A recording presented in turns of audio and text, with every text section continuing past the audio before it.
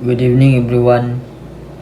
I am Vince Christopher Timbreza, and this is our lessons, Module 5, Lesson 4, Ethics and Society, Values, Integration, Speaking the Truth. First, introduction. As with any powerful technology, computers can be used for both good and bad intentions.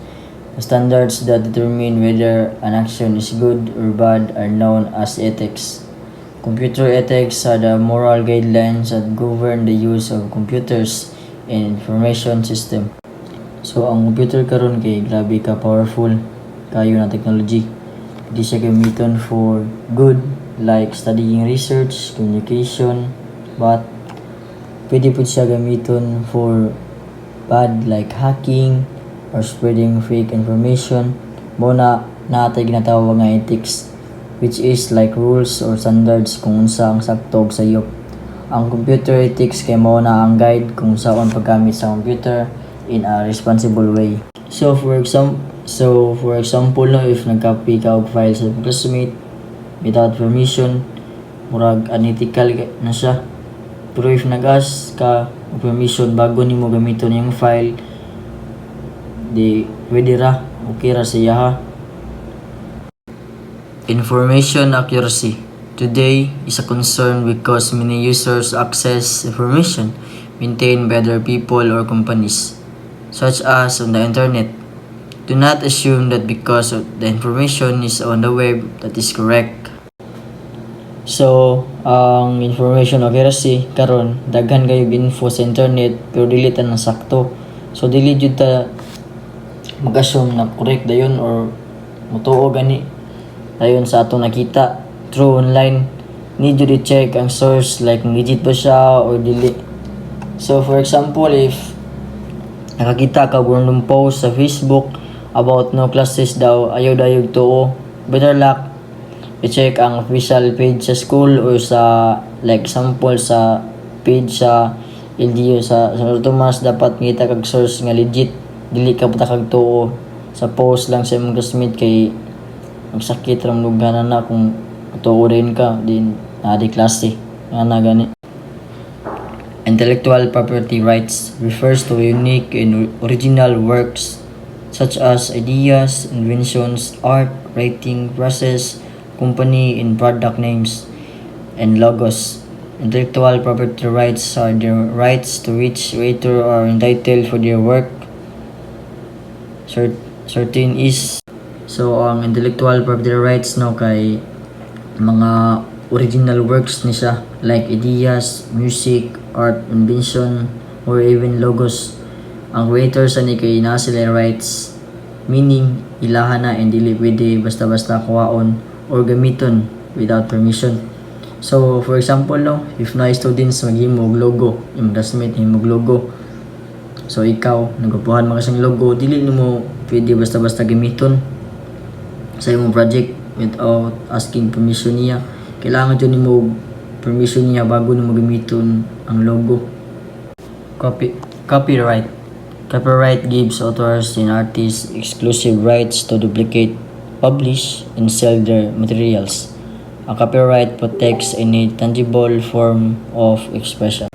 So, ang copyright no kay ang nasa protection sa ilang works, authors or artists, meaning sila ra ang right para mag-copy, publish, or sell sa ilang work. For example, downloading movies illegally kay bawal na siya. Kaya protected na siya by copyright. So pares no mangawat kag video kanang video ni Rick Marno imo nang baon. Una ang copy tapos i-post sa imong page, so bawal ano. Sila ra ang pwede magwa nanay violation sa Facebook. Ang imo nang i-copyright ilang videos. Codes of conduct recognizing that individuals need specific standards for the ethical use of computer. A number of computer-related organizations have established IT or information technology codes of conduct. An IT code of conduct is a written guideline that helps determine whether a specific computer action is ethical or unethical. So ang codes of conduct no kay mo siya ang written rules or guidelines para may idea ang mga tao unsaon paggamit sa computers para maabot nila ang mis-issue or bad behavior online. So for example no, computer lab, bawal mag-open og inappropriate sites sa lab. That's part sa code of conduct. Information technology, code of conduct. Computers may not be used to harm other people. 2. Employees may not interfere with others' computer work. Employees may not meddle in other computer files. Computers may not be used to steal. Computers may not be used to bear false witness. 6. Employees not copy or use software illegally. 7. Employees may not use other computers resources without authorization. 8. Employees may not use other intellectual property as their own. 9. Employees shall consider the social impact of programs and system they design. 10. Employees always should use computers in a way that demonstrates consideration and respect for fellow humans. So, ang 10 conduct of code no kay mo ni sa ang mga rules or guidelines para mahimong responsible ang isa ka user.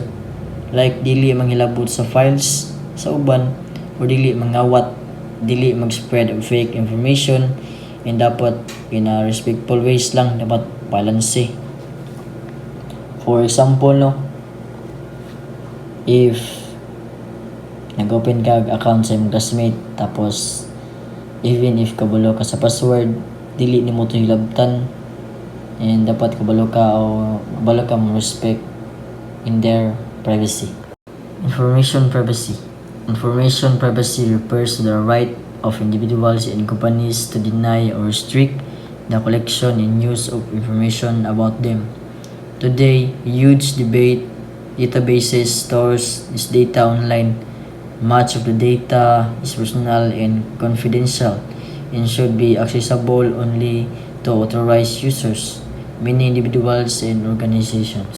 So, ang information privacy is information nga privacy nga right sa tao na protektahan ilang personal information. Dili dapat basta-basta ma-access sa uban, especially if confidential.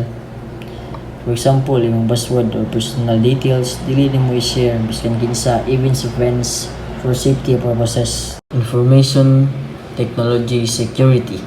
So, ang information technology no kay mo ni sa ang IT security kay about sa pag-protect sa systems o data from hackers, viruses, or any threats. For example, paggamit og antivirus or strong password sa imong account padili dayon dali ma-hack ng account. Apply security best practices. Some of the threats are introduced to the network by the action of a using single user. Other threats and attacks can be more widespread in nature.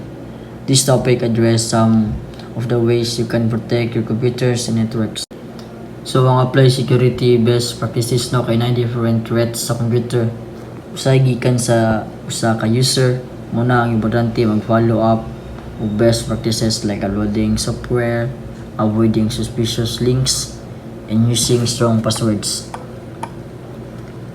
So, example, if naay link ng burag suspicious o ganang naging strong account sa Facebook na yung musinog kalit og link, so ayaw na i-click kay basin scam na or viruses na, kay kung i-click nimo na masisira talaga buhay mo, maong likayi ka na nga mga butang para walay itabo nga unsa. Types of user accounts. First, administrator. Complete administrative access to a computer.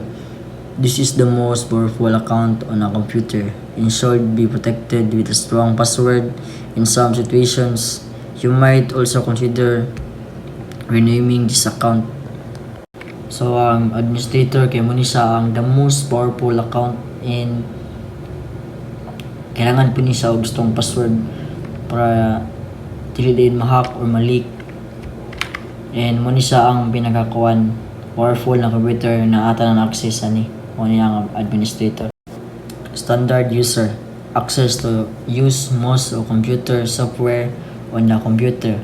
However, higher permission is required to uninstall or install software and hardware. This account also limits the configuration of security settings, operational settings, and deletion of necessary system files. This account is sometimes referred to as non-privileged user account. So, ang standard user no, kay naalang siya limited access for normal uses lang. Guest, limited computer access to individuals without a user account. By default, the guest account is disabled when you install the operating system. You enable this account only if you want permit user to log as a guest.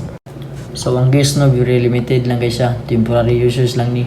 Each account kina ay purpose para makontrol and access ang security.